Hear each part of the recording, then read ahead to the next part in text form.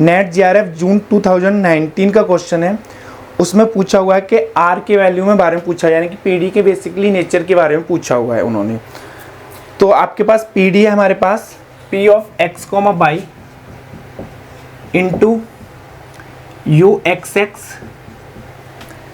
Plus e की power x square into e की power y square into आपके पास u of x y plus q of x into y u of y plus आपके पास first order partial differential equation का कुछ part है।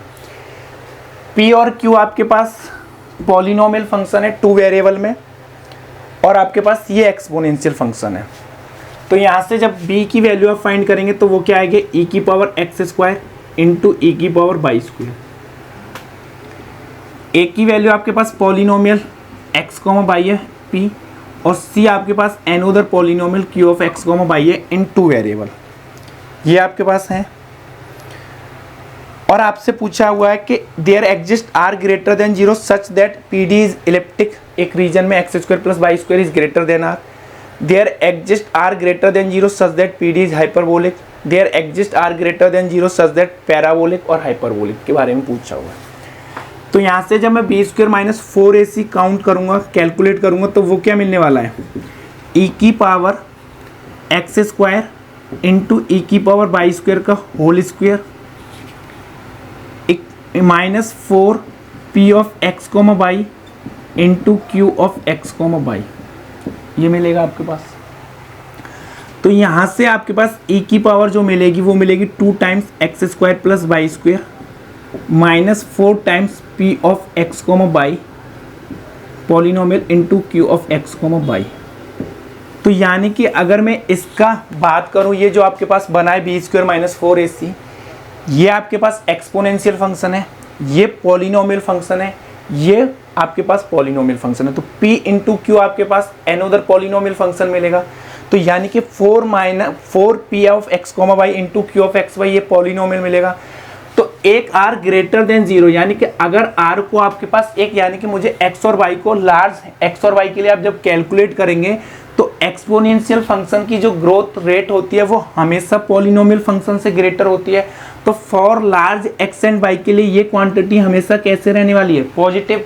तो यानी कि आपके पास इस पीडी का नेचर कैसा रहेगा, आपके पास हाइपरबोलिक। उन्होंने यही बोला कि there exist r greater than 0, और आपके पास रीजन जो गिवन है x square plus y square greater than r के लिए रीजन पूछा हुआ है। तो यानी कि सर्कल के आप सेंटर जो भी आपके पास यहाँ बनेगा, इस रीजन के आउटसाइड पूछ रहे हैं वो, तो यानी कि एक आर मिल जाएगा जिसको आप इन्फिनिटी की ओर टेंड कराएंगे। तो एक्सपोनेंशियल फंक्शन की आपके पास रेट ऑफ ग्रोथ हमेशा पॉलिनोमियल से ग्रेटर रहेगी। तो ये क्वांटिटी हमेशा इससे जो भी वैल्यू आएगी उससे ग्रेटर होगी। तो ये क्वांटिटी हमेशा कैसी रहेगी, आपके पास पॉजिटिव। तो हमें एक ऐसा आर मिल जाएगा जिसके लिए गिवन पार्शियल डिफरेंशियल इक्वेशन का इस रीजन में जो नेचर रहने वाला है वो हाइपरबोलिक होगा। तो आपके पास सिंगल करेक्ट आंसर था, तो यहाँ से हमारे पास बी ऑप्शन ट्रू होगा, रिमेनिंग आर फॉल्स हो जाएंगे।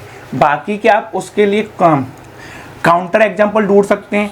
अगर यहाँ से मैं p of x comma y जो पॉलिनोमियल है उसको 0 पॉलिनोमियल पिक कर लूँ, q of x comma y को आप कांस्टेंट पॉलिनोमियल 1 पिक कर लीजिए, तो ये क्वांटिटी हमेशा 0 रहेगी। तो ये क्वांटिटी हमेशा कैसी रहेगी, पॉजिटिव। तो यानी कि वो आपके पास कभी भी पैराबोलिक नहीं हो सकती।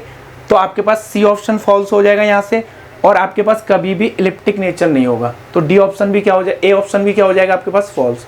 तो ए ऑप्शन के लिए आपके पास काउंटर एग्जांपल ये है, और सेम आपके पास सी ऑप्शन के लिए भी काउंटर एग्जांपल यही मिलेगा। तो आपको फिर बी एंड डी ऑप्शन में क्लासिफाइड करना था कि आपके पास क्या मिलेगा। तो आपके पास बी ऑप्शन ट्रू होगा, डी के लिए भी आप काउंटर एग्जांपल यहीं से बना सकते हैं। तो answer is b, remaining are false.